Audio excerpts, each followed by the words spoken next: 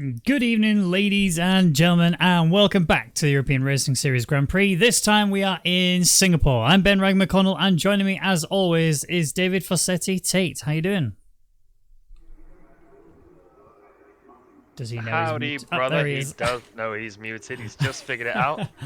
How are It's you? a Are you clear good? sky in Singapore. I'm all good. How are you, Ben? Yeah, good. Exactly for the same reasons you were just mentioned. Clear sky, Singapore. It's a very difficult circuit. I'm looking forward to this. Yeah, not a moment's rest for the drivers. It is going to be tough. It's a Monaco of the East, but just slightly quicker and slightly more overtaking opportunities, but just as much danger. Yeah.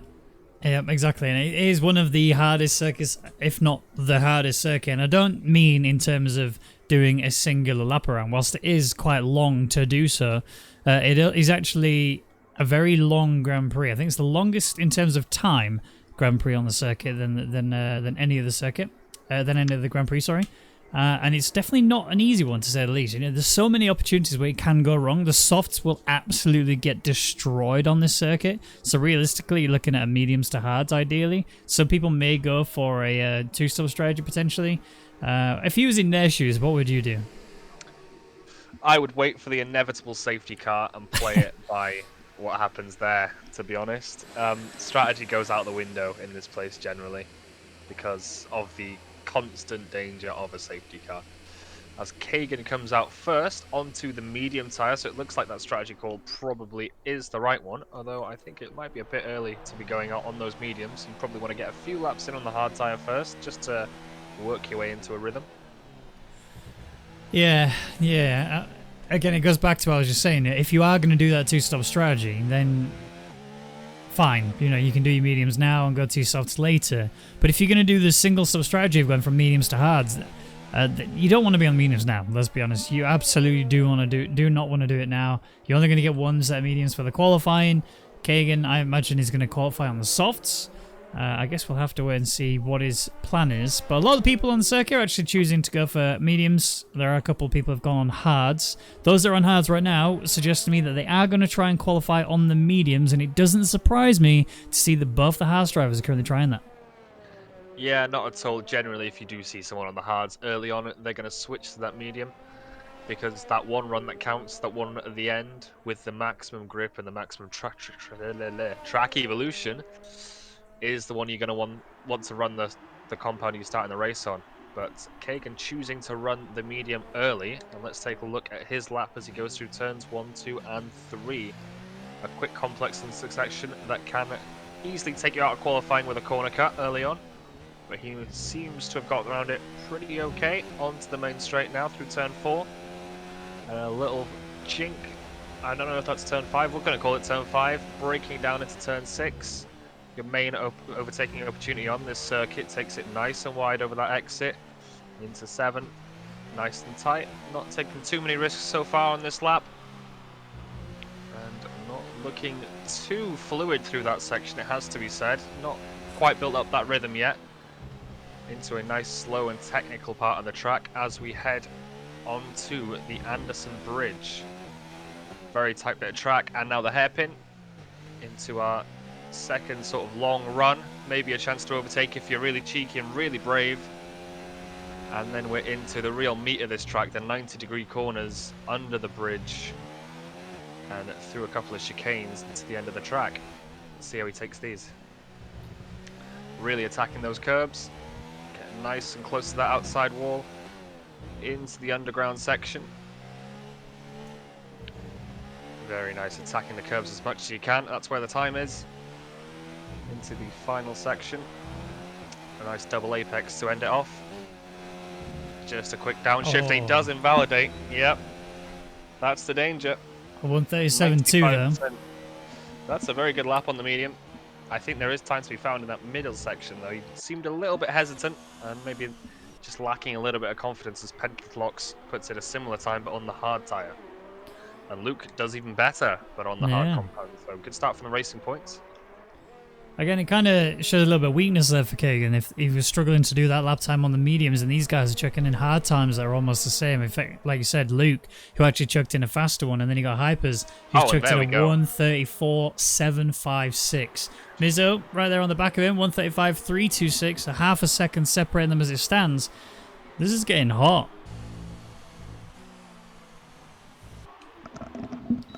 Copies chucked a time in as well, 1:35.947. Now the times are starting to flood in. Danico in P3, 1:35.830. We've got Beaker out on a hot lap as well on the hard compound tyres. We've got McLaren coming to the line. That is Myth, who's done a 1:35.489.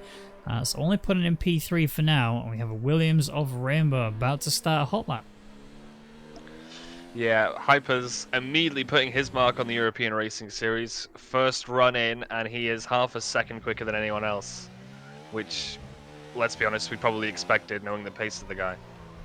Yeah, and this is a circuit that he is quite strong at, to say the least. He loves his street circuits, let's say that. You know, he loves Monaco being one of his main ones, then coming obviously into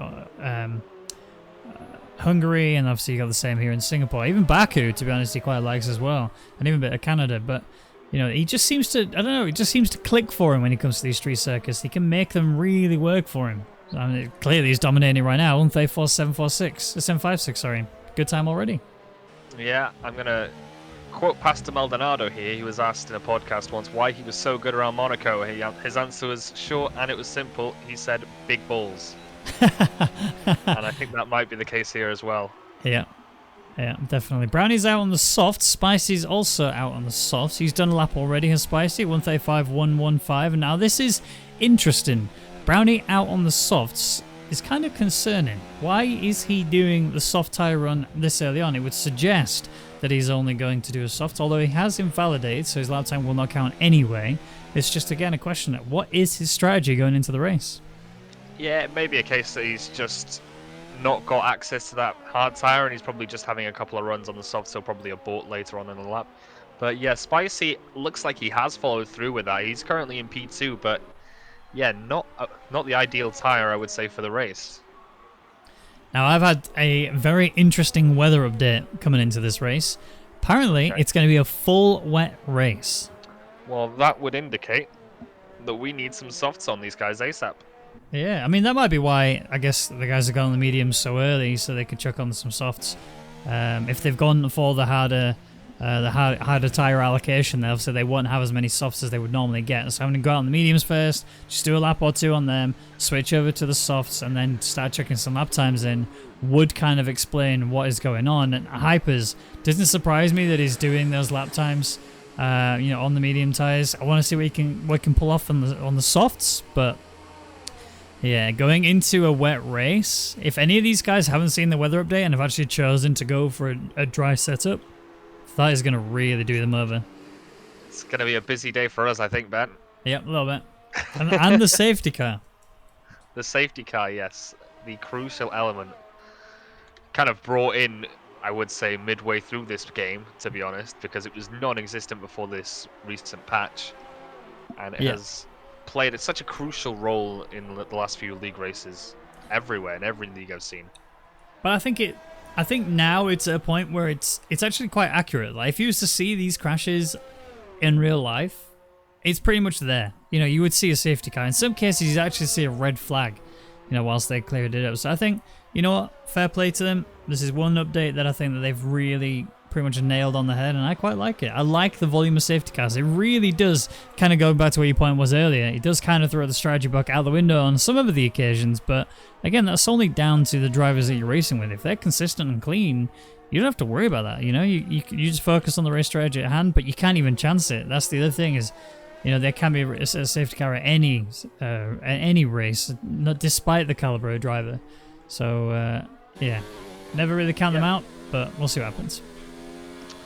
So yeah, definitely Singapore is a place where I would certainly expect a safety car, and I would probably factor that into my strategy. I would maybe, knowing me because I haven't got the pace as some of these guys on top, I would probably take a risk and qualify on the softs if it was a dry race, and just bank on that early safety car to jump me up a few spots.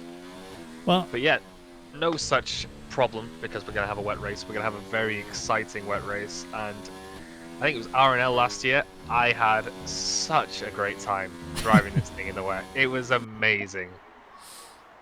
Now, in the official F1, I believe this circuit has the most safety cars on the first lap.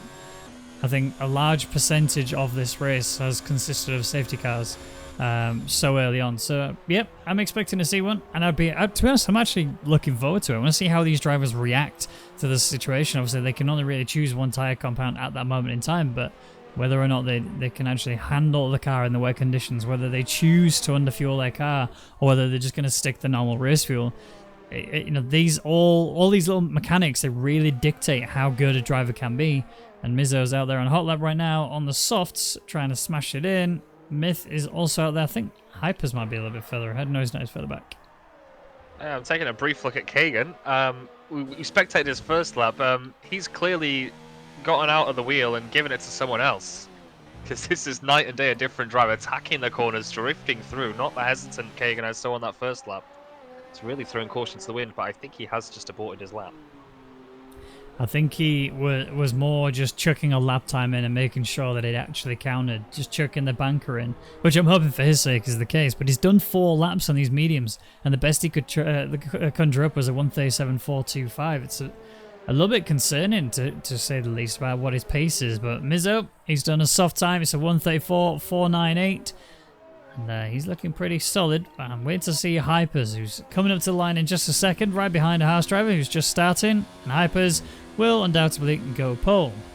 Yep, maintaining that half a second gap perfectly.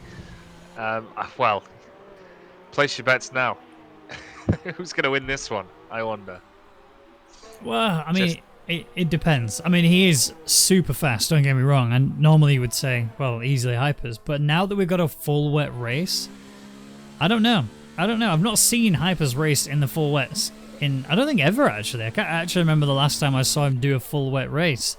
So I don't know how good he is in the wet conditions. Now, Mizzo, on the other hand, I've actually seen him drive in the wet conditions, and he's pretty consistent, to say the least. And he's really good when it comes to fuel and ERS management in these conditions. So I'm actually expecting Mizzo to do quite well. But do you know what we haven't actually done? We haven't done a prediction. We haven't done a prediction. I haven't chucked you under the bus. I think it's a bit late to predict the Nah, go on. qualifying. I'll let you. Oh, well. It's going to be Hypers, Mizzo, and Myth. P1, Okay. 2, 3. Okay. I'm going to go with Hypers, and I'm going to go with Mizzo. But my P3, I really don't know. It's kind of... I'm stuck between a couple of people. I think Yonti is actually very fast on this circuit. I'm actually predicting him to be P3, if I'm being honest. Yeah, his one-lap pace is rapid. His consistency is rapid. But I don't know, again, what he's like when it comes to the race. Whether he's going to be able to handle the wet weather or not, I'm just not sure. Yep, and he's just going P5 with a 34.9. He's usually one that does last to first challenges in these races, but he's actually getting in a decent qualifying so far, seeing much higher than he usually would. Yeah. I wonder what he can do in the race. Now, Brownie someone as who's well. not, though, Sorry. is Yonti.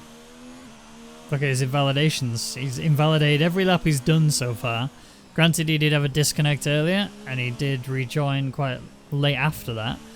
But, again, he's invalidated. We've only got 4 minutes 40 to go. He's on soft. Yeah, it's not going to matter, because obviously going into the race it's going to be wet. So he does get the opportunity to just go again on these tyres. That's still already concerning. If he invalidates again... I don't know if he's going to make it to the pits or not. It's a tough one because Singapore is like you said, it's horrible on tyres. They scream out in pain, and temperature as well is a huge factor. So I find that a really slow outlap can really give you a couple of tenths where you need it most. It comes to this final sector, you start sliding around, and if you just take it easy on the outlap, maybe give yourself an extra 40-50 seconds, it can really pay dividends. But Yonti not going to have that luxury if he carries on. It does come Yonti into the pits. Surely for another set of softs, since everyone else is doing the same thing, there's no way that he's not going to do that as well. Kagan on a hot lap, already invalidated as well, but staying committed to bringing himself back into the pit so he can go again, or at least recharging to go again. In fact, he's committed that much. He's cutting all the corners to make it. He's very much nervous, you can tell. I'm slightly confused. Yancey's just gone through the pits. Wait, straight out the other side? Yeah. Oh, And now he's just suddenly stopped. ah, yes. Ah, and now he's back in the pits. What? I too enjoyed Formula 1 2019. Well, Luke on a hot lap, currently just gone through the first few corners, working his way into my favourite actual section of this circuit. If you get the exit here just right, you can get such a good run out of the corner. Get in the toe, get the DRS wing wide open, flick your ERS mode into mode 4, which is what he's done already, and just bomb it down in the not quite a straight, but almost a straight. And then hard braking zones here as well. They can make it such an exciting... I honestly just love the flow of this circuit. It's just such a good track to drive on. Yeah, I couldn't agree more. It's left, then right, then left, then right. And, you know, I think Abu Dhabi gets a lot of stick, and I can understand why. And this is another example of sort of a lot of 90-degree corners, but this I feel is done a lot better. There's a lot better rhythm and flow and a higher speed in general, I think. So it's a good example of a Tilka track. Yeah, for sure. I mean, it's a hard track, that's the thing. That's the bit that gets me every time I see it. It's such a hard track. I think the main part is not how, can you remember the braking points all the time? Can you optimize your run through the corners all the time? I don't think that's necessarily the hardest part. Well, yeah, exactly. It's just purely the tire management. That is the main issue with this circuit. You know, fuel management, not that hard. ERS management, yeah, all right, not so hard. But then when you come to that bridge bit there, the one I've just seen Myth go through, it's just so hard. And if you just step the back end out a little bit too much, you're dead. There's no catching that. Yeah, I mean it's threading a needle on a unicycle. That's what you're doing essentially. Rainbow is out. In the pits. Is that in the pits? No, it's not. He's actually, first few corners, he's actually currently in front of a Red Bull, which I believe is Brownie. No, it's not. Okay. It was Yepany.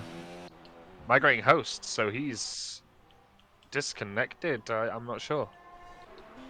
Oh dear. Not good. But Beaker out there as well, behind his teammate who's currently on an outlap. Beaker on a hot lap right now. We've got less than a minute to go. Will Beaker be able to chuck in a lap time that is more than sufficient to stick him up there in the top 7? I'm going to quickly check the Discord, see if there's any goings on. Beaker did not manage to do a 134. He was actually 135.935. Something went seriously wrong for Beaker on that lap.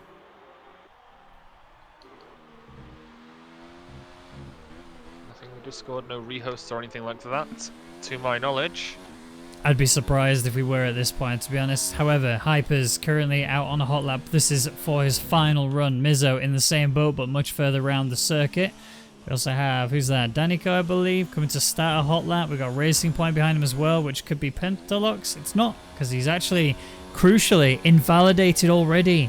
His first run has gone terribly wrong, unless my graphic on the right side is just all broken, which is possible. But if he has invalidated, he's going to start this race in P14, which would be disastrous for him. A little bit of touch with the wall there as well has not helped him. We have Brownie, I believe, coming to the line. Backed off. No, he's staying in. So I would just, I would hold off on that prediction that he's disqualified because he's really going for it. And I believe this is another guy who's gone for it is Myth, who has crashed in the final sector going into that tunnel.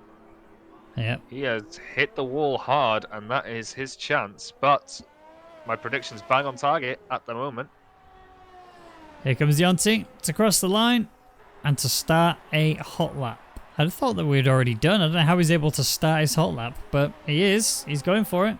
We'll give him time to do such. Beaker is into the pits. He's not going for it. Now here comes Hypers, who's already pole. Is he about to improve his already solid time? The answer is yes, very marginally. Just a tenth and a bit up. 133.797. Okay, so bit of news. We are rehosting after qualifying. So this migrating host caused by Rainbow will be sorted after qualifying. As Yonti goes P11. It's just flashed up on my screen despite him being halfway through his lap. Danica, I'm seeing coming through the final couple of corners as well on his flyer. It's not going to be pole, that's for sure. And I think Through he a may have Renault. invalidated. He did invalidate. It Through was the a Renault 143. copy. Yep. It was a 134.3, but it ended up finishing a 134.7. So no sign of Rainbow anywhere in the Discord either, so his internet probably has gone down or something. So we might not be seeing him in the race. But Brownie coming in clutch and getting extremely close to Hypers. Yeah. It's caught me by surprise actually to see Mizzo 7/10 off pole position and 7/10, well, 5/10 behind Brownie. And I think that'll be slightly disappointed by Mizzo because he considers himself quite good at this track. Hence why he'll be doing it in RNL this weekend. He's really enjoying this.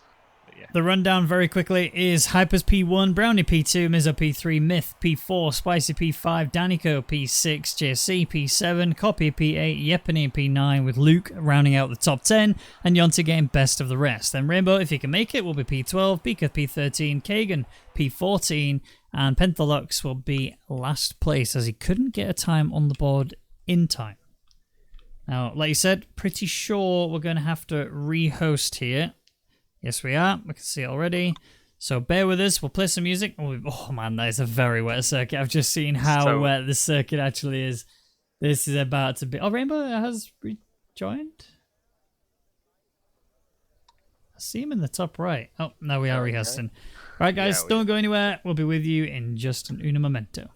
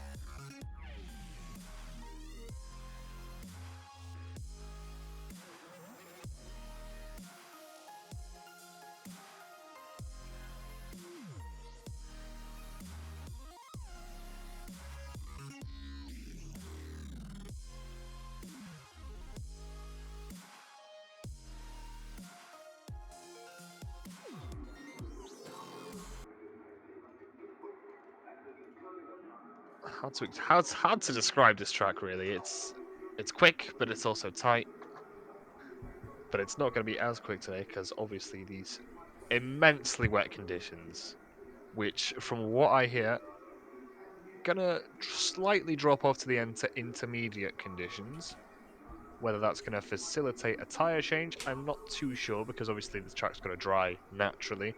Not sure that'll happen by the end of this. But yeah, that's the weather forecast. It's going to be heavy rain, moving into light rain.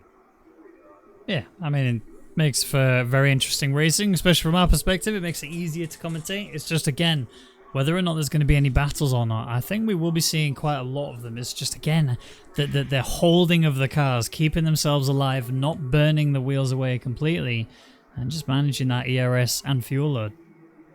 Yeah, no DRS, obviously, because of the wet conditions, and that running into that turn 5 was the main chance for overtaking, and that might have been sort of hampered a little bit. But obviously, the slower cars and the more tricky conditions are going to make for less dirty air, and above all, the chance for driver mistakes to take advantage of. Now, obviously, we did have to rehearse a lobby. Not that that will play any effect, really. They will still start where they qualified, and they will still have to start on wet tyres. They have been instructed to use the same setups, so whether or not they will or not is a different story. However, we will get to see the glorious rain on this very tough, very tight circuit. And Hypers is already having a network issues, it looks like. A little bit of rubber banding from him. Oh, a lot. More. Yeah, that's A bit more. That's not I mean, a a little good bit more. sign at all. Maybe he just wants to make it fair for the other drivers. I'm not sure. But he's down in P6 right now. I mean, he could just be tabbed out, if I'm being truthfully honest. But I actually just want to take a second just to look at how incredible this game looks when you take off the just hood. a big slide by Spicy coming out of turn 4. Just demonstrating how soaking wet it is out there. Yeah, where is Spicy right now? Is he up here with the big boys? Oh, Hypers looks like he's returned back to the usual position. He's still just behind Brownie. But yeah, getting there, and he'll overtake no doubt once it's safe. But yeah, you were saying this game, there is one thing going for it, and that is the graphics. That is for sure. Yeah, it is a stunning game, especially in the rainy conditions. It just really makes everything pop, and it's so good to look at. The lighting makes it extra more special as well. And honestly, 2020, I don't know how they can improve it in terms of graphics. Just graphics alone. Not talk about the rest. Just graphics alone. I'm gonna have to bite my tongue on that one. No, I think we know. But yeah, of things that that is for sure the good aspect of this game. You know, there are bad aspects, we all know about that, but credit where credit is due. It's a really good looking game. And, you know, I'm not sure how many drivers are going to experience this, because I know I certainly do. I turn my graphics right down, so I'm not affected by that spray. And just another thing you were saying about the drivers being instructed to keep the same setup. There is not a chance in hell if someone qualified on that dry setup that they're going to be racing on that dry setup. No way. That's the first thing I would do. I would change that straight away. You hear that? Admins, get him banned. Get him banned. It's alright. I'm not really a serious league racer anymore, so, you know, it's time to dish up my tricks. Yeah, I'm in the same boat. I mean, I never really actually had a league racing career, but I had to step out of it. Just my pace was just not there. In comparison to these guys, they just put me to shame. So, you know, left them to it. I'd rather shout about them doing it than try and do it myself. And right now we're about to do it here in the wet race in Singapore, the longest race on the circuit. Would you like to kick us off? Longest race on the circuit? Yeah, in terms of time spent on track. It's the longest track. Right, okay. Yeah, I understand. It's like I think it's like 2 hour long race without wet conditions. Add the wet conditions into it, and you're talking you know, in a full 100% race, you're talking 2 hours. But anyway, here we go. Leaders away. So 1, 2, 3, 4, 5 red lights. The Mercedes is looking keen to get off. Full power. Well, down to about a third of his power. As he tries to avoid that wheel spin, and it's a good start. It's a very good start. No major dramas, but Myth is up the inside of Mizzo and a big contact with Brownie. allows just Chillins to climb some positions. He's into fourth now around the outside. Is he going to keep that? It is up for debate. I think he's got that better traction. The slipstream from Mizduck behind. What little he can give, he is. And Myth is being forced out, but he manages to just keep that position as Dennis picks up a 5-second time penalty for collisions with Pentafox. No, yeah, and gaining 2 places. Not sure what that's about. But into turn 5, we're going to see a couple of moves. Yes, we are. Luke down the inside, 3 wide. I think he has to cut a little bit, and as a consequence, gives the position back to Copy. And that's about me out of breath, Ben. Oh, there's actually Myth who's lost it.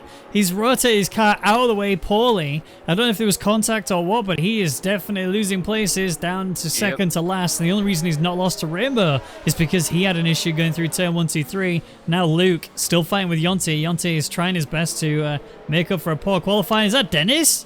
Dennis has gone off in the wall with Beaker. There's been a mega crash between them. Neither of them have a front wing. And that is a very quick trip to the pits. No safety car as of yet. There is. Yeah, there is. There's a safety car. Lap 1. Form continues. And 5 seconds penalty for collision between Myth and Rainbow. The penalty going to Myth. Now, I mentioned earlier about how this circuit has such a high percentage of safety cars on the first lap. And it's very much living up to it in the virtual world as well. So, you know, already lap 1 of 31. Drive-through penalty for Beaker speeding on the safety car. I think he's a little bit frustrated. Yep, slightly. I would. How is he speeding with no front wing? That's a mystery in itself, really. But yeah, Beaker, a frustrated man, and a big hit on Dennis there as well. That was a message. And a 5-second penalty for Dennis. Yeah, interesting. That was a message. I think Dennis feels bad. Yeah, that's a message that is going to get Beaker in a fair bit of trouble, because that's not the right thing to do in any circumstance. You talk it out after the race. You do not do that on track. No. It's not good. But a couple of guys choosing to pit, namely the guys at the back that's had all this exciting stuff happen to them. That is Rainbow, Myth, and these two here, Dennis and Beaker. Now, Beaker's not retired. Really. Beaker's not retired. Or at least he's not done it yet. Well, so he may actually fight this one through to the end. I mean, we are literally at the very beginning of the race. Lap 2 now just started. And, you know, these guys, yeah, they've got a fair bit of penalties that will affect them, and they may get them removed later, I guess, when the stewards are involved. But obviously, Beaker has a drive-through penalty as well, which he can't serve under the safety car. So when the safety car comes in, he'll then have to drive through the pits again. I mean, yeah, that's the only lasting effect that's gonna be weighing on Beaker's mind. Is I'm not sure. I think there's going to be another safety car. I think we've got another one in the toolbox. So Beaker wisely choosing to carry on. He's actually gained a position in the pits as well. But yeah, he would be foolish to give up now. I understand that he's frustrated and had a terrible first lap, but I would put all my money on there being another safety car in this race with these conditions and the action we've already seen. Yeah. I think we might even see a couple of occurrences of the safety car, to be truthfully honest, following this. We've not lost any drivers yet, despite the big crash that we saw between Beaker and Dennis. They did lose their front wings, which obviously caused a lot of drama for them. But, you know, we've still got a long way for this circuit to before we end it. And I think, to be honest, I would be surprised if we finish with more than, say, 10 drivers. Yep, I'm inclined to agree there. Those walls have already taken their toll. Not a casualty yet, but certainly a few bumps and bruises for these drivers. And another thing from this safety car, these tyres are going to be stone cold. Absolutely stone cold. The speed they're going around. Yeah, that's the other thing. You know, the tire management, we talked about it earlier from a wear perspective. Now we're talking a temperature perspective. You wouldn't normally have an issue when it comes to these tires in these conditions if it was just normal race conditions. However, with the safety car out, they're going much slower. They're struggling to get the temperature up in those tires. So when it comes to the restart, we might see anybody who hasn't warmed them up properly actually losing control of the car as soon as we get the green light. Yeah, I mean, especially in Singapore, because it's such a tight track. The safety car is hampered even more by the track limits and confines because of the lack of downforce. It's going to be even slower than it usually is. So, yeah, you see hypers doing 50 miles per hour. Formula 1 cars aren't supposed to be doing 50 miles per hour. These tyres aren't designed to perform at 50 miles per hour. And there's a famous saying in the good old American alphabet or dictionary, thesaurus, whatever you want to call it. Cautions breed cautions, and I think that is definitely going to be true today. Now, one thing that you just reminded me of is that these cars are actually never built to drive in the wet. Now, they do get driven in the wet, but they're never actually built specifically to drive in the wet at any point. They're built to be as fast as they can in the most optimal conditions.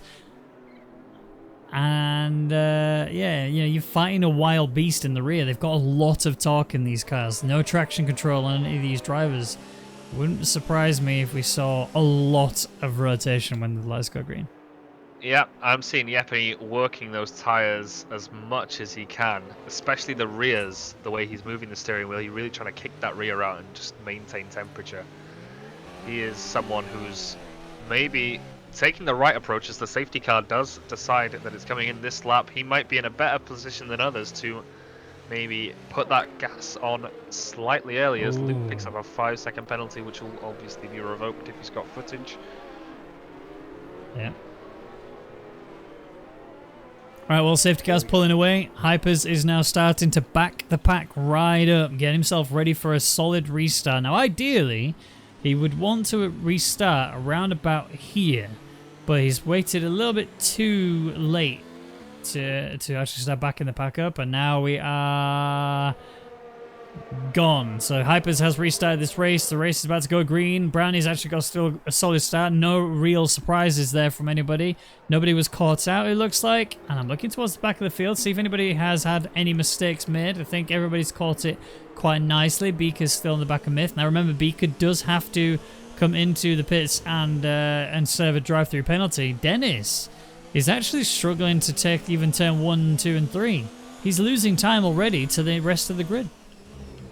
Dennis may be one of those honest people that did go for a dry setup and is now using that dry setup in the race, as he is really struggling. But yeah, 3 laps for Beaker, so he might not come in this lap. He might choose to wait and see what happens, but I think he best Spicy and Yonti! Oh, sorry, Spicy and Yonti are actually side by side. There was a bit of a moment where they tried to get the better exit out than the other driver, and they both lost control of the car. They hit each other. Yonti ping-ponged off the wall even, and but no damage. Still kept it clean. Yeah, Kagan extremely hesitant. He's using, well, he used a lot of runoff in that turn 6 after that straight. He's lost a position to Myth and another person that isn't looking comfortable yet. Though big switch coming out of that final corner when the green flag was waved. And a bit more wheel spin coming from him again and locking up into this hairpin. Now Hypers has started to build a very comfortable gap. A 1.2 second gap is where he's got to Brownie currently. Mizzo is there sort of within that DRS range if we had DRS in these conditions, which we don't. But just chilling, looks like he's ready to attack Danico. He's right on the gearbox of the Ferrari, and if any gap appears on this Myth makes a move and he makes contact with Rainbow coming into this tight little section. He's around. I think he just manages to keep it out of the wall. Sorry for interrupting there, but he just sent it down that inside and got rotated after contact with the rear tyre of Rainbow. Nothing doing. That was all Myth trying to exploit a gap that wasn't really there. Did manage to keep his wing intact though, and that's quite important going into this this circuit. You can't afford to lose any aero, especially in these wet conditions. You're going to need it all. And Beaker is in to serve his drive-through penalty. Oh, and a big slide by Myth, and he's in the wall. Just on that final section, and yeah, once again, he's hit that wall. He's hit the inside and the outside of that wall, and another safety car. Huge size of relief from Beaker. Yeah. Now, he served his penalty here, so all of that time he was about to lose should now be cleared away. Nullified. Yeah, he should recover everything back again. And look at it. Look at how far ahead everyone is in comparison to him. He's about to bring it all back out again. Beaker, he started off with a very bad race, and suddenly the skies are opening up for him in a metaphorical way, because as you can see on circuit, it is still absolutely chucking it down. Yeah, these clouds are not shifting. I don't know if you know the full weather forecast, but it's light rain towards the end of the race. So maybe intermediate conditions, but I imagine it'll be too wet and drying out too late in the race for it to necessitate. Is that a word? Necessitate? Probably not, is Necessate? it? I've never heard of it. Whatever. You know what I mean. You don't need a tire. I don't think we'll need a tire change to winters by the end of this race. Is what I'm trying to say.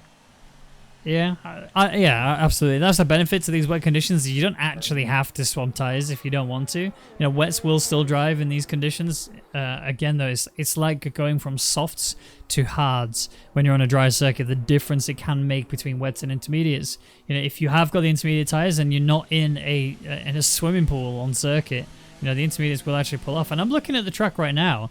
Yes, there is standing water on the off the racing line. But the racing line itself doesn't seem to have that much standing water. You might actually, in a few laps, when we haven't got a safety car and we can actually chuck down some lap times in, we might actually be able to get away with switching to some intermediates sooner than we thought. One other thing that I'm not sure you might not know about, but occasionally safety cars are brought out by the weather conditions in this game. Yep, I've had it once. If it's too wet, it will actually bring out a safety car, which is, I think, a really good feature. Actually, it's something that not a lot of people would have thought about, I don't think. And credit to Codemasters to actually bringing that out as a feature, as Hypers finally, after about 3 minutes of waiting, catches that safety car. Myth. Tires for the session In the pits. So that's, I don't know, maybe he's just not feeling this track. Because in again, struggle to get the car around that final corner. Is he going to go for maybe inters? This time a pit stop. Is he going to do it? I think he'll do it, you know. I reckon he's that guy who is less crazy enough to do it. He's not. He's going to wet. Not today. Why did he pit? I mean, 6 laps, an opportunity. He's at the back, nothing to lose whatsoever. Fresh rubber might help him out. Yeah, I'm just surprised. I can't think of a reason why he would want to do that. It's not like his tires were that worn. Like, he was only a couple of laps in. That is a great call, and no one else has done it, so he's at a great advantage here. He was P15. By pitting, he's dropped to precisely P15. So, you know, it's a free pit stop. Take it. This is either the smartest move or the dumbest move that he's made. It's either a 5-head or a 4-head. It's 5-head. It is 100% 5-head. He loses nothing by pitting. Well, we'll find out later in the race. I mean, yeah, he's not lost any... Oh, Danico's lost. Look at that. Where's he going? Right the way down the order. I can't even catch him. He's falling that quickly. He's had a big rotation. Yeah, he's now dead last and wing damage. Had a spin. And yeah, that end plate missing. Dennis tries to let him past. Yeah, he does.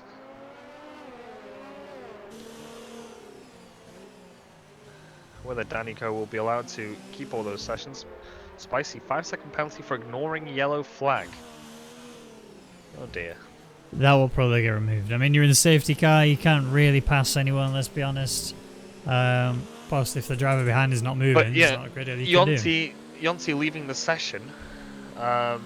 Hopefully he'll rejoin, because I don't see any reason why he would have left. He's P6 right now, he's doing well.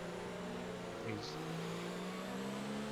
another 5 seconds penalty by Spicy for track limits. And that is coming into the pits. We've got a couple more guys coming into the pits now. So Beaker, if he's quick here, which is obviously objective in Singapore because you can't really be quick in these conditions. But if he's quick enough, he might just inherit a couple of positions here. Which means Ooh, Spicy. A 5-head move by Beaker. Well, I mean, don't count your chickens before they hatch, you know? No, it really was. That's a brilliant move by Beaker to gain himself. We have a problem. We have a problem. Oh, yeah. So Yonti was lagging. Sorry, his AI is in control of his car. and for some reason his AI just stopped moving, and everybody was trying to stay behind him, and almost caused a mega collision. Luckily, no one's got penalties as a result, but that could have been very bad. Oh dear. Oh dear. Spicy on intermediates though. This is an indicator to what I was saying earlier. We might actually see something interesting coming out later on. No, I'm just going to watch him on this outlap, and yep, you've heard of Max Thorne, no room. It's no grip. No grip. Rainbow. Wow, that's a hell of a penalty. Is it just me, or are these 10-second time penalties under safety car getting a lot more common than they used to be? I think, yeah. Sort of 5 months ago, I'd never heard of this. It was incredibly rare, and you'd laugh about it, but it seems like it's just normal now. 5 months ago, you didn't have safety cars. I think it was an issue that was always there. True. We just didn't know about it until this update came out. But yeah, it does seem as though they are becoming more and more common than they were before. I think you're spot on there, and I think we'll see Spicy back into the pits because he cannot touch that right foot, that right pedal of his. It is nothing but credit to him. He's actually kept it straight, but he's been spinning up those wheels insanely. I mean, there must be not much rubber left on that tire. Now we've had 7 laps. We're about to start the 8th lap of this race so far, and I think about 5, maybe 6 of those laps have been spent under the safety car. So yeah, it's an interesting race so far. We still have a long way to go. And at this rate, I think it's going to be finishing as is. Penteth locks in. Maybe a tyre call here. Spicy stays out though. Intermediate's still on the car. Clearly feels as though he can nurture these tyres right the way through, but Yonti lagging backwards. He's having some real issues today.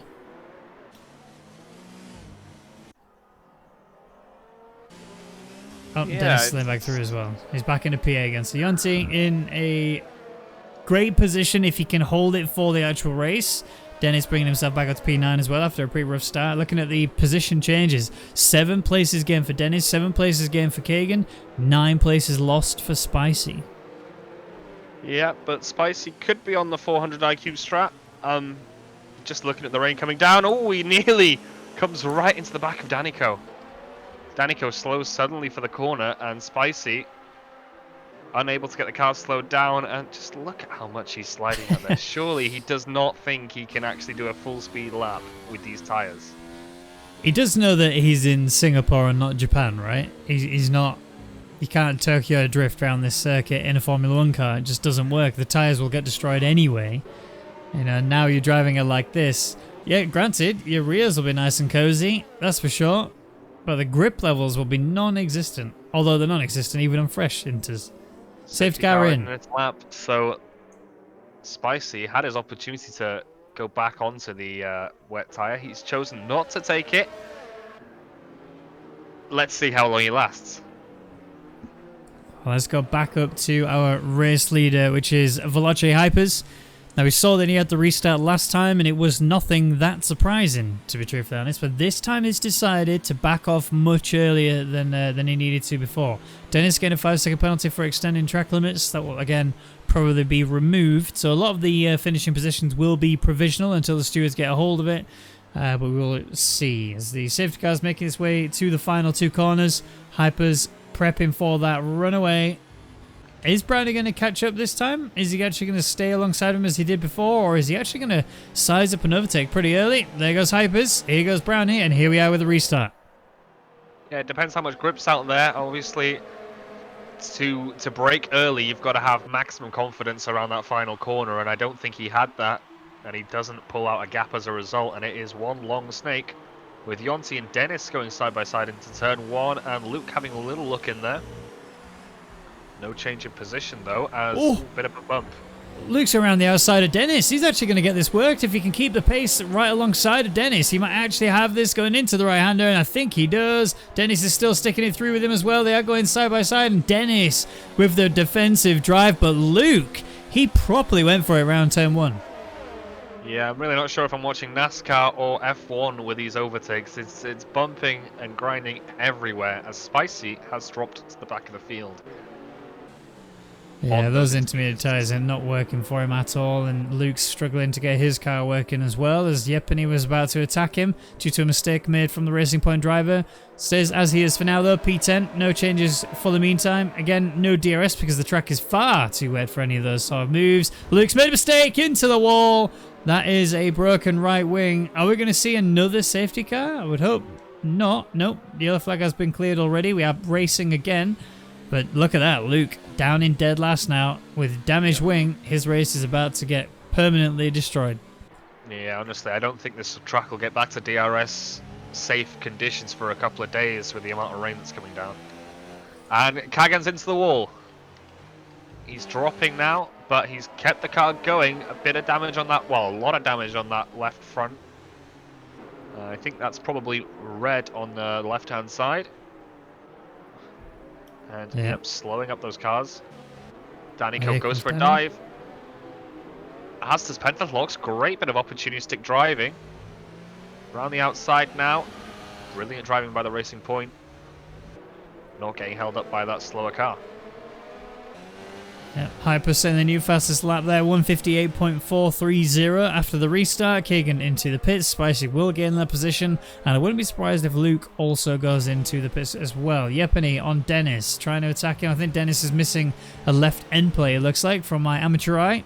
I'm going to have a look further up the field as well, as Mizzo is sort of hanging in there with Brownie, but unsurprisingly, Hyper's starting to build quite the gap now. Yeah, you said before you wondered if Hypers was going to be well suited to these wet conditions. As if there was any doubt, he is pulling away from Brownie. Yeah, he's looking pretty comfortable to say the least. This is definitely a race that he's good at anyway, but in the wet conditions, it seems as though he's a head above everyone else. But Dennis still under attack from Yepany. Look at that gap already between Yonti and Dennis. It's a 3-second gap. It just shows how much Dennis is struggling, but Yepany can't pass him despite the fact him spinning the rears as hard as he is. He's trying to get the tail. Look how hard he's throwing this car. He's looking for an inside line, and Dennis, no, there's no opportunity there for Yepany to get through. Bika on the back of this as well. He's going to be applying pressure to the Red Bull driver to get a job done, otherwise I'm going to take you soon enough. And Bika's not afraid. Bika will send it, and when Bika is mad, there's no telling what he'll do. Well, I hope he's calmed down, because his race is pretty much back to the point where it started, really. He's in the middle of the pack. He's got no penalties, I don't think. Nothing that would get upheld after the end of the race anyway. And the drive-through's all well and served. Now Yonti is still lagging. He's jittering around like crazy. So it's hard to determine exactly where he is. Bit nerve-wracking for anybody who would be looking to overtake him or even defend against him, to be honest. And I think ultimately we're only going to see a defense, because that gap between him and Dennis is not getting any shorter than it is right now. And I think ultimately Dennis is just going to be trying to hang into a points position. That's all he can really hope for at the minute. His pace just doesn't seem to be there. Yeah, one gap that is getting smaller though, Brownie and Hypers. Brownie setting the fastest lap of the race so far. And Little Bird told me that Brownie was quite something in the wet. Whether he can keep up this pace and really close up to Veloce Hypers is a different question entirely. But the gap now 9/10. Yep, Luke has just crashed as well in Sector 2. The start of Sector 3, he just hit the wall pretty hard. Left wing is very broken. I imagine that's another trip to the pits. And honestly, I wouldn't be surprised if he in fact retires from the session. Spicy's still out there, just so you know. 5.7 seconds he's lost behind Pentathlux on these inters. Still hasn't decided to come in. It's an interesting decision made there. Still hanging in there on the inters. Still, about 6 seconds off. It is falling quite drastically every time the interval updates. However, if the 5-head play works out, we'll see. Could be a big move if he's done it right, but 4 laps in is just a bit too much if you ask me. I think he's really in a bad place. I mean, you described it perfectly. He's hanging in there, and that is all he's doing right now. It's a horrible combination of understeer on turn in and oversteer on exit. And that Mercedes is undrivable with the boots he's currently wearing as Pentathlux goes round. and damages his wing, and once again trying to spin it round, he damages his wing again. So no safety car. Nope. But a very broken left wing on the Racing Point car. We've got Spicy trying to make a move, and he's actually done it due to the slow Racing Point that is there. Kagan, 33.5 seconds back on Penthalux. Something's not worked for him today. And it's even worse for Luke. Look at that. 50.5. Oh, and there goes Penthalux out of the race. Tries to turn in, does not have any sort of front end grip, and he's straight into that wall with enough force to knock off a tyre. No safety car. No, just yellow flag, which is good. It is good. But right now, it's not great. Yepany's made a move on Dennis. Dennis falls down to P9 and Beaker. Now, he is already pretty mad from a situation that happened between him and Dennis earlier. Now, we're going to see a repeat of what happened. Are they going to be able to keep it together on the circuit without actually hitting each other? I'll have to wait and see. We also have a Danico on the back of this train as well. He's actually trying to make work on Beaker. I think he's more staying with him and capitalizing on his mistakes later. And if things work out with the drivers ahead of him, this could work out even better for him. Looks leaving the session. That's going to get him in a little bit of trouble once all this has settled, once all the penalties are figured out, no doubt. And Yepany is starting to build a gap, but up next, it might look like it's Rainbow, but up next is the Lagmeister Yonti. And that's going to be a scary experience if he wants to get past him. Yeah, for sure, especially with the way that he's teleporting around a little bit due to his network issues. Oh, big increase in the gap, sorry, between position 1 and 2. It's grown by a second over the final lap. Over the last lap, I should say. Oh, Dennis. A 5-second time penalty.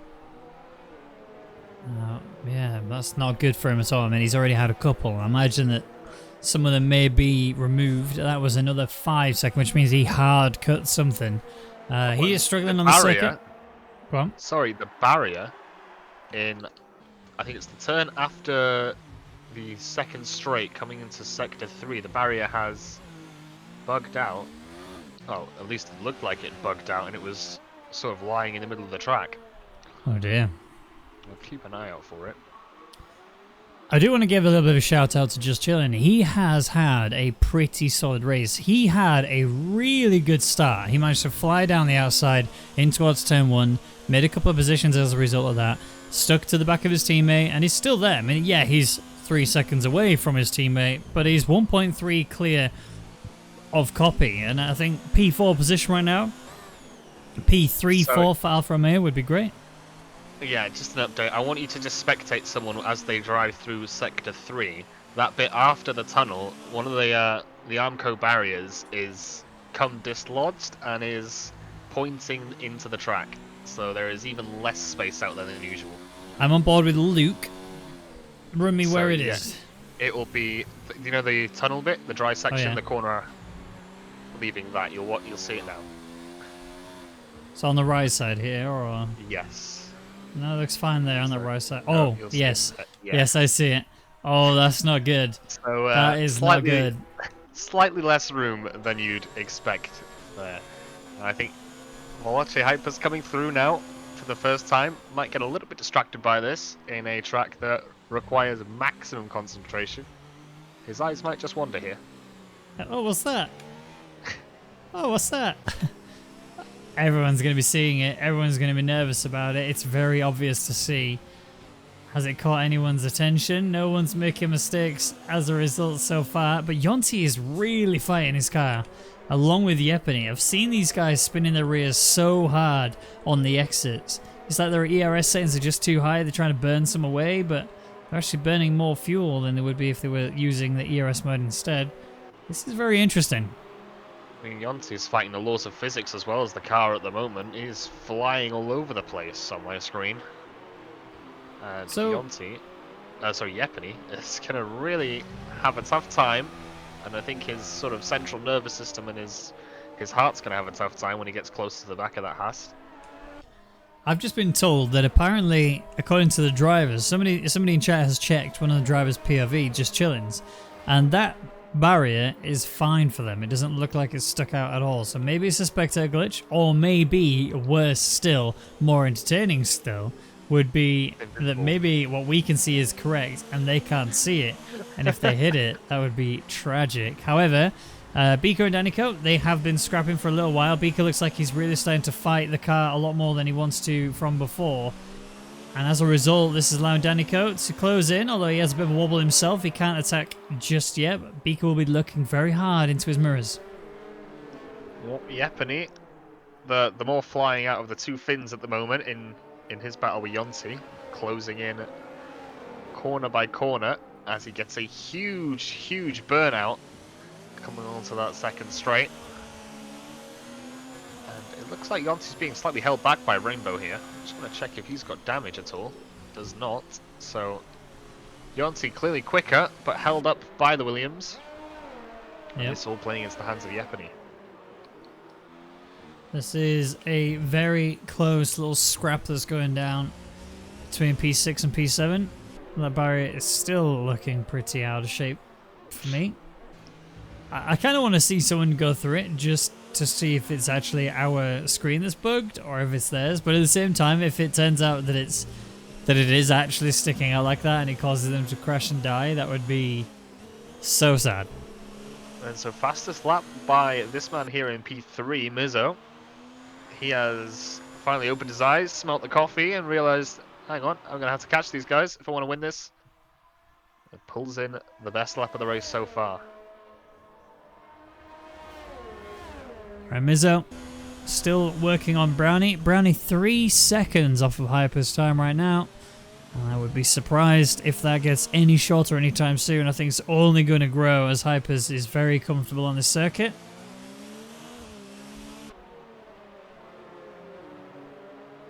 It's just too spread out at the moment. The track is too damp. This is just a battle for survival. A battle for minimal penalties. And currently for Spicy, a battle for fastest lap. Oh, Jesse! Yeah, oh, he ran so deep there in that corner. This has allowed Copy to close up now. Just Chillin' made a mistake that ran him so wide, almost went into the wall. Copy's still here though, right, ready to go. Just waiting for another mistake from Just Chillin'. And that'll be a P4 claimed for the Renault driver.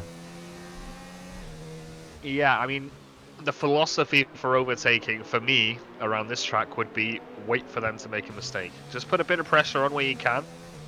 Don't push too hard because it's juggling butcher's knives on a unicycle on a tightrope is what they're doing right now. So just wait for someone else to fall off and then take that place. That barrier is scaring me every time I see it. Surely someone's going to touch it. Surely someone's going to end up with, a catastrophic crash there. I'm not sure what I expect, honestly. This game throws up so many curveballs at you. It's hard to know what's going to happen next, especially with penalties and things like this and desync in general. Speaking of desync though, Yepany, I know the timing says it's 2 seconds behind and that hasn't changed for some time. It is much less than that. Yepany is really close to the back of that Haas and not quite in an overtaking spot yet, but give it a couple laps, I think he might be willing to make the move. But locking up into that corner there. Now, if you look at the back three drivers, Kagan, Spicy, and Luke, they are quite the way off. They will need another safety car to bring them back into this race, and it's kind of the same position for Just Chillin', to be honest. He's now on a little island with a train behind him, behind the drivers up there in 1, 2, 3. This is good for him still to be in P4 position, but it just looks like in these wet conditions, these other guys up at P1, 2, 3 just look so much more comfortable. Yeah, well, comfortable, the most comfortable, the comfortablest is Veloce Hypers, no question. 3.7 seconds he's managed to pull out now. And it looks like, unless he makes a serious mistake, which is, it could be around the next corner at this place. In these conditions, Although the rain has eased off. So it might get slightly more manageable for these guys. Yeah, it's when those inters come on, that's the bit where they're going to look to see it. And here comes Danico. He is scaring the living daylights out of Beaker here. He's trying so hard to find a little gap to just slip his car through and hold Beaker out to dry. Ironic for this weather, but he just can't find a gap. He cannot find a way past Beaker, no matter how good he gets an exit. Beaker just seems to match it just about the same, or at least just enough to be able to defend hard to protect himself from losing position. Is Danico going to send it in towards turn 1? Beaker's going to be out of position if he does, and no, Danico is a bit concerned that he's going to lock up and go into the side of the house driver, but they are still together. Although he might go through now. There's a mistake. Yeah, he could actually go for it if he gets the drive. Beaker's got the inside for the next right-hander, which would be bad for Danico. Squeeze him just to the edge. This is looking very good for Danny. Surely he can get the drive he needs. Yeah, Beaker is so much slower now. Danny will move up to P10, and he's got his full car ahead now. Unless Beaker goes for a very late braking move, which he's trying to do around the outside. Dennis is there as well, making mistakes too. Danico put Beaker right on the edge. And Beaker's still there. Beaker's actually going to make it down the inside. There's contact. Beaker gets rotated, but he's still fighting hard. And I kind of want to say that's a racing incident. I know Beaker will be a little bit aggravated by that, but yeah, ultimately he gave as good as he got. Beaker, bit of a dog with a bone there, and maybe just sort of refusing to accept he was beaten, locking up into that corner and making contact with Danico. Yeah, that's a shame. I don't think there's any damage on that house though, so I think he has gotten away with that slightly. Oh, Rainbow's made a mistake. This allowed Yonti to be right on the rear of him now. That gap between P5 and P6 has just expanded even more than it was before, and Yepany is right here too. He also sees the Williams, wants to make a move on him too, but he has a problem. He has a Haas in between him, and we saw how the Haas drove earlier in Beaker's hands.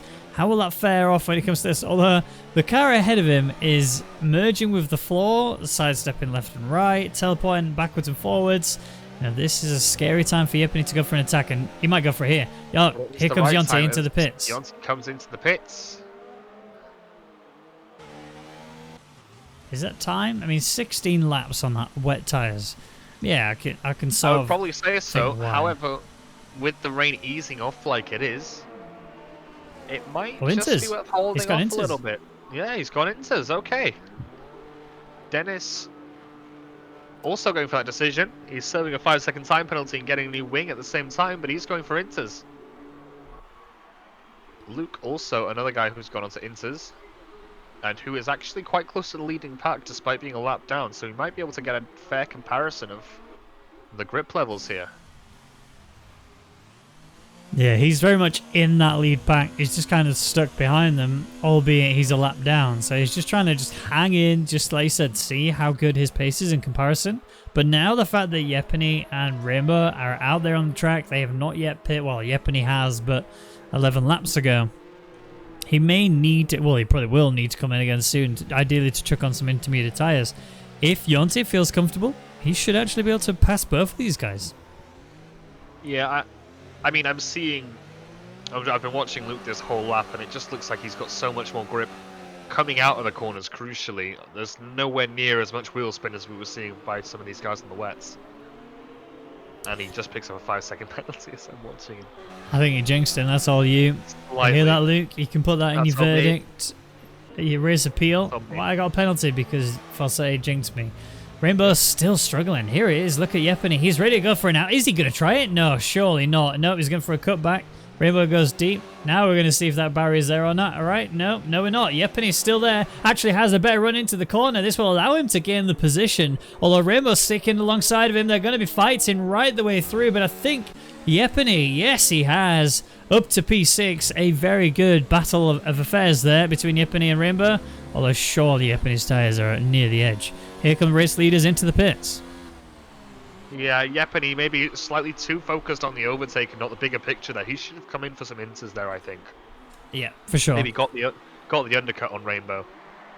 Look how many cars are in the pits. The only two that didn't pit were the two that were in that battle. You know, and they may have been so distracted with each other's fight, they may not have actually realised, oh, I should probably be pitting now, especially Rainbow. Kagan, he's 17 laps in. Kagan's around. Sector 3, Kagan has gone around.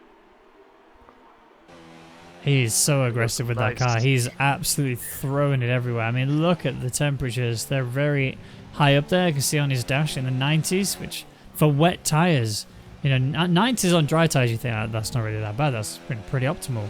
In wet tyres, that is bad. That is very, very hot. You do not want that at all. And now he comes into the pits, surely for Inters.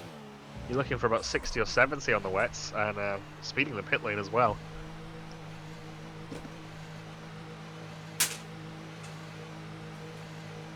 Hypers coming up to the back. No, sorry.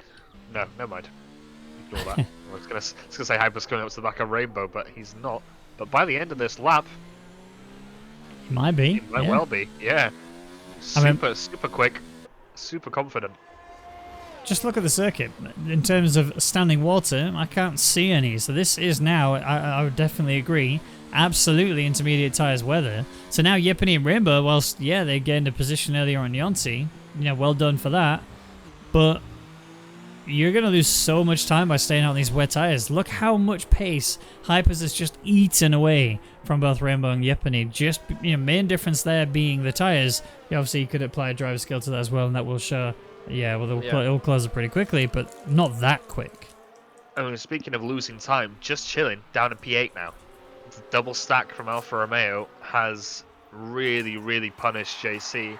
He has lost 2 positions. This Yonti and Copy. Whether Yepany and Rainbow are going to come out in front of JC, that is another question. I think they might, you know. Well, Rainbow is obviously got to go right the way to the end of the pit lane, which is now done. I think he might as well. This is going to be very close. Here comes JC then. Over the start line. Whoa, that was a backhand kick out there. No, never mind. Scratch that. He's going to be way past them both. They do get to cut turn 1. Yeah, but not enough. No. But yeah, Rainbow jumping Yepany in the pits. So all that hard work was for nothing. Yeah, it was a good battle. But yeah, like you said, that little jump did make a massive difference. And Rainbow back up to where he was. Now, look at Yonti. That's how much staying on those wet tyres affected those race. Yonti's up to P5. JC obviously falls down due to the thingy, due to the double stack, and yeah, they've lost, like you said, a good 10 seconds or so. 10 seconds. That's crazy, isn't it? But Dennis, fastest lap of the race so far. I mean, I did not think I'd be saying that today. After what happened. Neither did he. Right. When we say fast, we don't necessarily mean fast. It was a 1:55, but fastest. Look at the time between Hypers and Brownie. 6 seconds. I mean, Mizzo's right here on the back of Brownie. Looks like Brownie's actually starting to struggle now, but Mizzo pretty comfortable. Yeah, I think the drier it gets, the more just chilling. Oh, Rainbow. Just Chilling made a mistake. Rainbow gets caught out by it. Not that he was anywhere near it. I think he was just so focused on what was going on ahead of him that he just forgot to brake. And then, yeah, he kept himself out of the wall. But look how many places he's lost. 3. Wow. And Yepany closing on the back of Just Chilling. So Just Chilling lacking pace out there.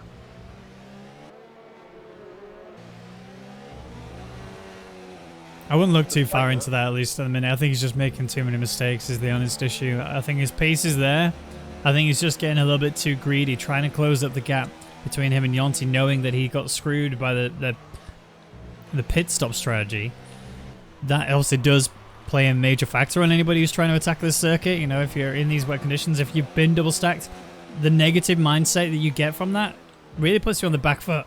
And it's kind of down to the driver to break that and try and work out what you need to do as a driver to bring yourself back into this and get these better positions, get these better points.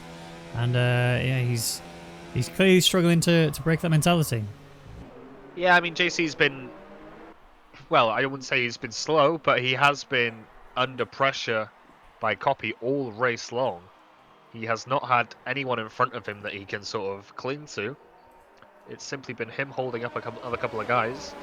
So yeah, morale must be pretty low in that Alfa Romeo right now, but that being said, he is closing in on Yonti in front, slowly but surely. Yeah, for sure. I mean, it is a hell of a way back, though. But yeah, 10 laps to go. If he can apply a good amount of consistency and a good amount of pressure, maybe even let Yepany go. I mean, Yepany is absolutely annihilating these rears. I don't know how he's going to take these inters to the end. He's just... Listen to the way that he exits these corners. It's just rev, rev, rev, rev, rev, rev, rev, rev, rev, rev, rev. He's absolutely annihilating the rears. There's no way. I refuse to believe he's going to take these tyres to the end. Well, that's what they do in Finland, Ben. That is what they do in Finland. You know, a bit massive rally country. Maybe some of the skill set translating into a wet Singapore Grand Prix. I don't know. But yeah, I suspect you're probably right. Their tyres are taking Safety huge car, time to go. We've got a safety safety car. What caused that? But why? Why have we got a safety car is the question. Why did we get a safety car? Nobody's even... I didn't even see a yellow flag. I just saw a safety car come up. Wow. I mean, this is good for the They finally realised that barrier is loose. They finally figured it out. I would be surprised. Great news for JC. It's great news for Brownie. It's great news for Copy. Massive gaps between them. And maybe an opportunity for Yepany to get some fresh rear tyres on. God knows he needs it. Yeah, definitely. I mean, he's only 2 laps in and already he's going to need a brand new set of tyres just to manage the absolute tear that he keeps pouring into them. But, you know, in terms of the grand scheme of things, now Just Chillin' has an opportunity to recover his race from the double stack. So the double stack is now null and void, except for the fact that he lost to Copy and Yonti. But overall, he's still in a great position and now has a chance to attack them back. I mean, it's the same position. I think I found the culprit. Sorry, Ben. I'm seeing Kakatsuya Manoglu with no front wing coming through Sector 3. And I think that might be our culprit. I think for the second time today. We've certainly been through the wars regardless. So this is... Oh my god, he's hit the wall! Oh, wow. That has got to be the worst mistake I've ever seen in Formula 1. Pretty sure you've done that yourself, haven't you? Not under a safety car. Is that your scapegoat? It was also Suzuka and, you know, the bump. Yeah, all right, yeah. I thought you'd... I've got a whole book full of excuses, okay? Yeah, the wind was in the wrong direction. It was a degree colder than it has been in the past. You see, track temp is very important, and when it's not quite in that sweet spot, it can be very easy to just smack it into the pit wall. I mean, realistically, everybody's been there at some point, haven't they? Let's be honest. Even the official F1 drivers have had crashes, not necessarily in the pit lane there for Singapore, but I mean, look at Romain Grosjean and the exit of the pit lane coming out of Silverstone. Yep, I was there. I saw it in person. And how long did it take for you to get up off the floor laughing? Well, it was very obscured. All you could see was a Haas kind of pointing the wrong way, like, it was not quite right there. And yeah, it was just like, yep, Grosjean's done a Grosjean. This is fabulous news for the rest of the grid that we are in the position we're in right now, but Spicy has had 4 pit stops this race. He needs the safety car to help him bring himself closer and start to nurse his way back home again. The good news is for him, intermediate tyres are not actually that far away from dry tyres when it comes to the way that you attack the circuit. You gotta be a little bit more gentle on the throttle, obviously, than normal. You need to be a little bit more mindful about the ERS modes you're in. But ultimately, he should now start to recover his race, which was, if we're being quite brutally honest, pretty poor. One thing I've just sort of considered is, you know, the weather here is calculated based on time, not sort of how far into the race you are. It's the time you've been out on track. So obviously we were supposed to see the last section of the race, light rain, but that, because of the 2 safety cars we had early on, that came in sort of halfway through the race. So I'm just wondering if there is another twist in the tail of this Singapore Grand Prix coming simply because we've gone way further than the weather was planned. We might see this rain ease up completely later on in this race. I mean, it's just a bit of a theory out there, but it could be something to look out for. I mean, We said earlier this is the longest circuit on the calendar in terms of total race length, Yeah. and it's now been made so much longer. Normally the race is done by now, but we've still got 7 laps to go. That's just how long this race has been delayed due to safety cars, mistakes on track, and just overall general racing. I think this is the longest league race I've ever been a part of. Certainly. I mean, yeah. we've been going for an hour and a half now, quali and a rehost included. As BK gets a 5-second time penalty. You kind of have a little bit of sympathy now for the likes of Crofty, for example, when they get a red flag and they're sat there for a good couple of hours with just... And they've got to talk absolute nonsense. Yeah, exactly. I mean, that's a talent, let's be honest. That is a real talent to pull that off. I mean, I can talk nonsense, it's not always safe for work, that's the issue. Yep, that's my specialty, actually.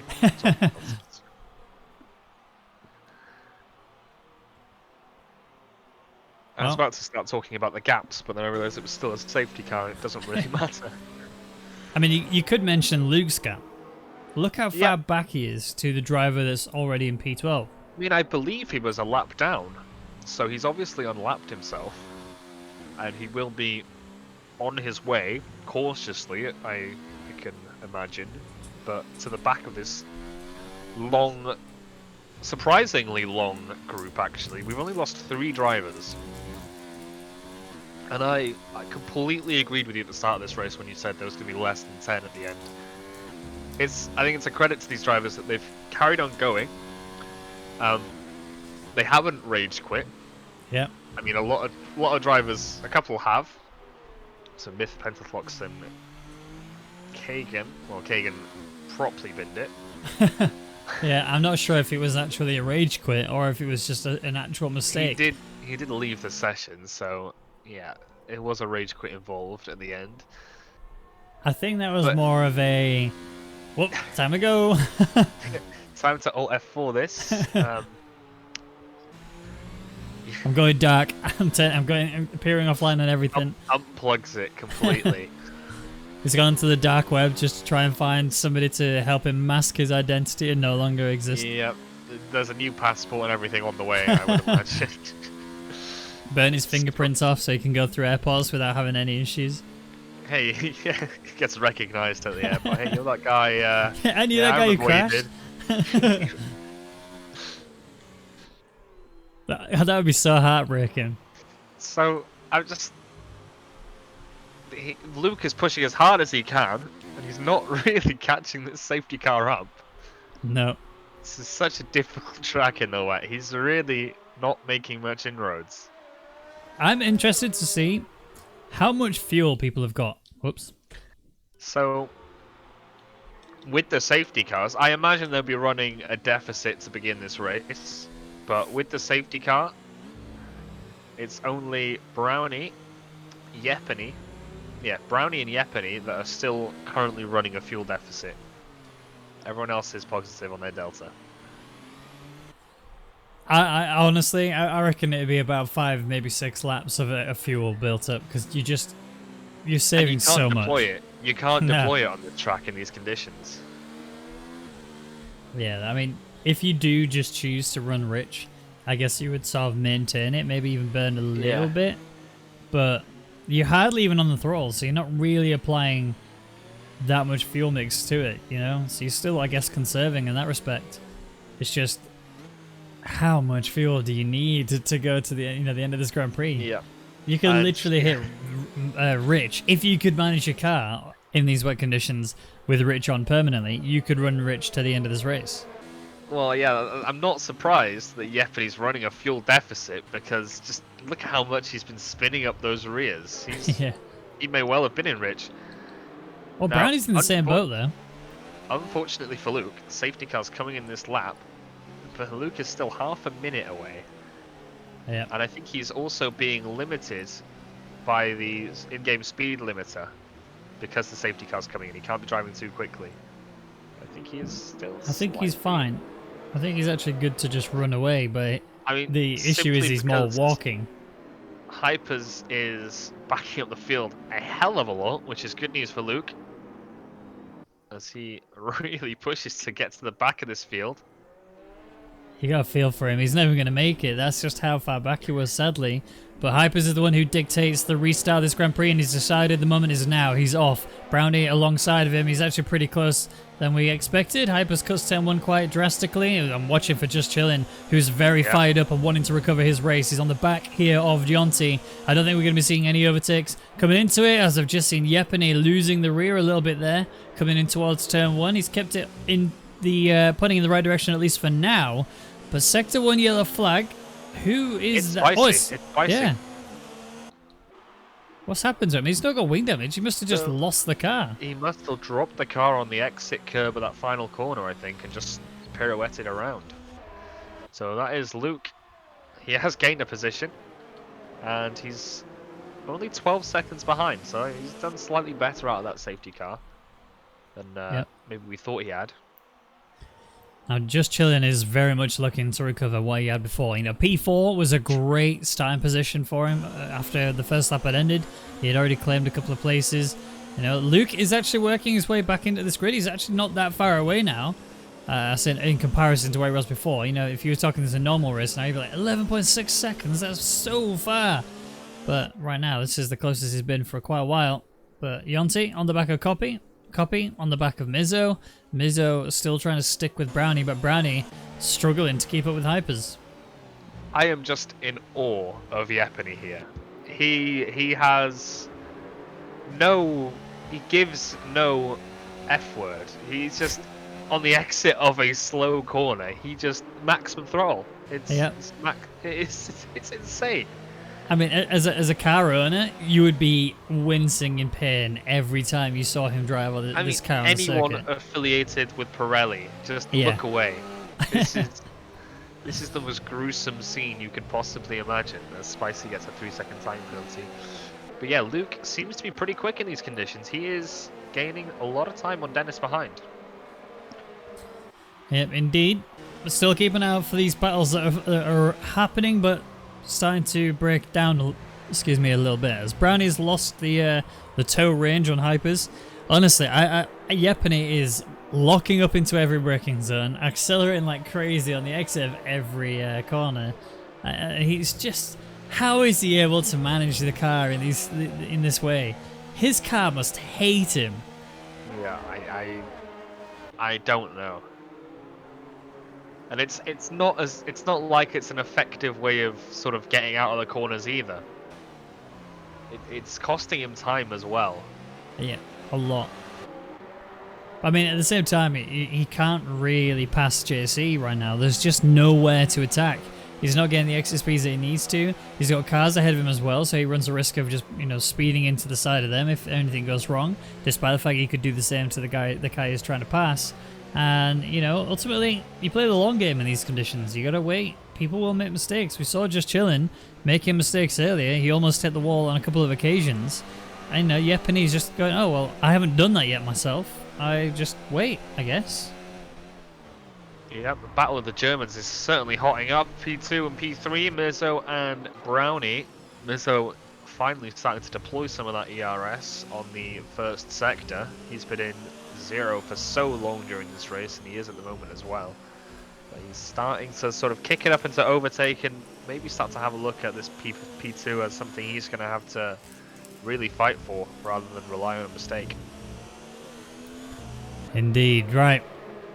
Mizzo, 6/10 off the back of Brownie. Brownie, 1.6 seconds off of race leader, who's just smashed in new hot lap. It's a 152.650. He's feeling pretty confident in these conditions. Like I said earlier, I didn't quite think his wet race was going to be that up to par. Right now, he's looking pretty damn good. Well, Luke has just he's put in a 152.6 as well, marginally quicker, so that gets him the fastest lap. No extra point coming his way though, because he is outside the top 10. But Luke proving that he's got the pace and he is bringing that gap in, but with 3 laps to go, I don't think it's going to be nearly enough. And that is a shame, because I think he really could have done something in this final part of the race in these slightly drier conditions. Yeah, indeed. Now, Just Chillin'. has had a very upsy down the counter race. You know, he had a great start, and then the safety car came out. He decided to pit with his teammate later after that. A double stack, in fact, and that caused him to lose 2 places. And now he's sat there in P6. He's just trying to hold it out now. Yeah, there's battles all across the field. This late safety car is really done a wonder for this race. I mean, a huge gap forming from P3 and 4, just showing the difference in class really for those top 3 drivers.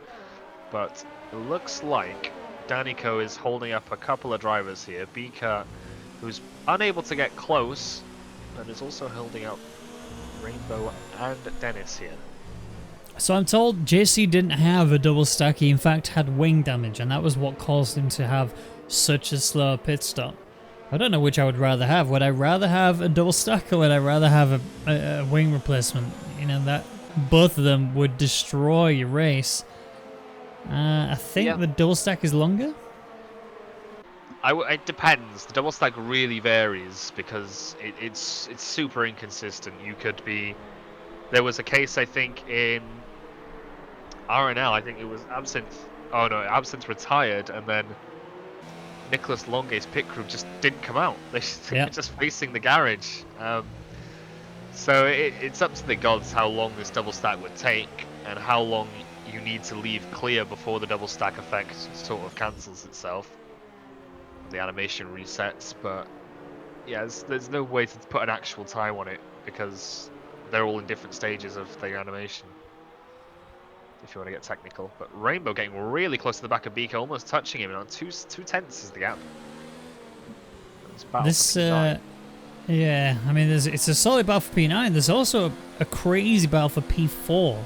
This is actually quite a large little scrap that's going down. Copy's leading it. Yonsi looks like he's just biding his time. But I mean, neither of them are really deploying any ERS. Yepany going for it. It's the hairpin. Contact with JC. And a big burnout, as you would expect from Yepany. But just chilling, just in that sort of zigzag little complex before the hairpin. He was just slower, maybe offline, and Yepany just thought, you know what, I'm going to stick it in there. I've got 2 laps to go, nothing to lose. Well, he almost lost a right end plate with the way that he entered into that corner. Almost went into the side of Just Chillin', who, yeah, he's still in this fight. He's not out of this at all, but now Dennis the pressure's on him. Now. Sorry, going into the tunnel. Dennis trying to take that outside line, but doesn't manage it. But he's all over the back of that Williams. He's going to give absolutely everything to pass that in the remaining 2 laps once he crosses the line. Yeah, it's really starting to heat up in the final 2 laps now. Big tank slapper there for Dennis. He almost lost his car going through that final corner, and this is really a battle for the final point, to be truthfully honest. He has got a few penalties to his name. Granted, a few of them will probably be removed, but Rainbow currently the gatekeeper to the points. Dennis hoping to find the key. He's rummaging around. Can he find the padlock? We'll keep an eye out for later on. Mizzo still working on P2 as Brownie is 4.3 seconds behind Hypers. This is a very tight and tense race for the end now. Who's going to get that second step? Which German is the best, really? Well, I tell you, one German still not got enough fuel to finish the race. That German is Brownie, still running below his fuel delta, running out of time and under pressure by Mizzo to maybe not going to be able to fuel save because he is under that pressure. Would you say that Mizzo is pushing down on him? Certainly, 100%. Mizzo started to deploy that ERS on that what would be a DRS zone into turn 6. But unable to get anywhere near where he needs to be. Just doesn't get that exit. Well, as one queen said to another, I don't know where I was going with that, but anyway, we'll keep an eye out for P4 because I was really interested in that one. I had you go there for a minute. I thought you might finish something for me, but no, I'll leave it. Yeah, I mean, we're literally on the second to last lap. Hypers is very cozy up in the lead.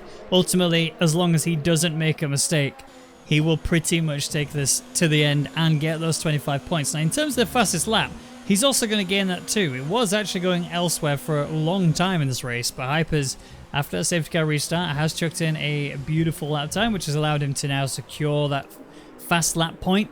We are well into our final lap. I don't think Brownie's got enough to finish this race. His fuel meter started flashing. Usually that's sort of half a lap to go that would start flashing. But I'm not sure he's got enough fuel to finish this race.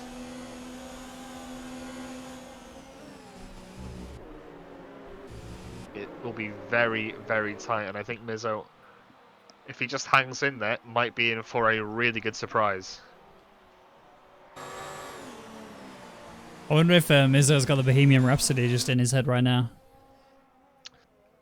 Well, I'm not sure. I mean, was that where Queen came from? Yeah, yeah. So I mean, you said Queen Under Pressure earlier, and it's kind of kicked off okay. it's kicked off the Queen stuff. Okay. But now I'm thinking that it will not let you go. And Brownie's screaming, "Let me go!" Sorry, I'm not a boomer. I don't. Thanks for that. I, on the other hand, am a boomer, apparently. Just chilling, though, attacking Yonti. Still here. Actually, he could go for it. This is going to be Exit of Dreams if he can get this one worked out. He needs to get alongside of him to make it work, though, and he can't do that. He could send it if he really wanted, but these guys are actually pretty good friends. I'd be surprised as JC's lost the rear. He caught it. Very well held there, but Yepany, for every time JC goes for these attacks, Yepany's getting closer, and every time Yepany gets closer, he's going to send it. He's not going to hold back, and we are on the final corner now for Hypers, who's done a beautiful race. It's been a long one, but he will take the win. He will take the fastest lap, and Brownie will take P2. Remember, all these positions are provisional until penalties are reviewed and removed. JC jumps to P4. That's almost guaranteed, though, that's for sure, as Yepany takes P5, Yonsi takes P6, Daniko takes P7, Luke, he jumps up to P8 somehow. Beaker in P9, Copy P10, and Rainbow will finish outside as best of the rest with Dennis P12. Spicy will eventually take P13. Yeah, I think a very, very confusing time for the stewards in store with all these 10-second time penalties in the safety car and the collisions in the safety car. And yeah, who would want to be a steward on a day like this? On a race like this? It is Hypers that takes a well-deserved and very convincing victory, it has to be said. Brownie does manage to maintain that fuel. I don't know if the meter was correct or not, but certainly going into the final lap he did not have enough fuel, but maybe he was balancing it right on that edge. He crosses in second. It's Mizzo, close to the whole race, but never finding that killer instinct to try and get past. Just able to stick with Brownie, really. And that is the podium. Whilst we wait for this race to end, which should have ended, however, it's because it's desynced, race leader left. We're just going to have a quick run through the race director so we don't lose any important information that could be... Damn it. I didn't make it to the end. No! We should hopefully be able to get it in a second when we get into the next screen. Alright, do not advance. I must see the race director. Well, let me skip. Well, let me move over. Ah, we're good. Alright, here we go.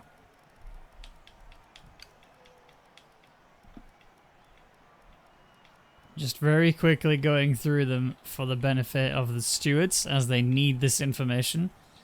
And if anybody leaves beforehand, they will not get it. I'm going to go back up just to make sure they got it.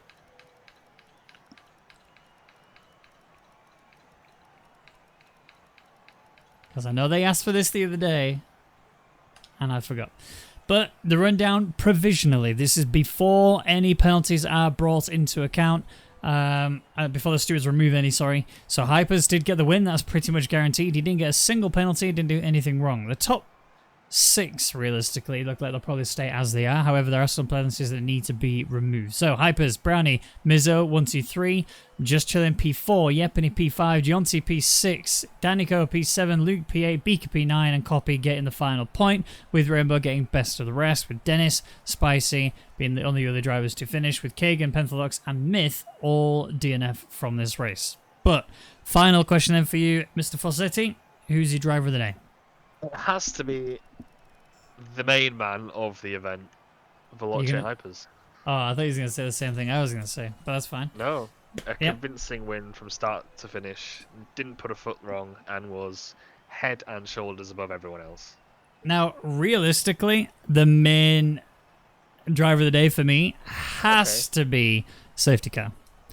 Oh, yes. That guy made an appearance that really mattered towards the end. Definitely. I hadn't considered that one. I think that's illegal. I think you might have set yourself a penalty there. No, I think for me it has to be Hypers. Bert Mylander did a great job, but for me it is Tomek. What a guy, what a driver. Yep, indeed. And that's Man it rules. for the European Racing Series Grand Prix here in Singapore. It's been an absolute pleasure to commentate for you. I've been Ben Raggy McConnell, and joining me has always been David Fossetti. Tate, words are just not working for me today, I'm telling you. I'm struggling. Thank you very much.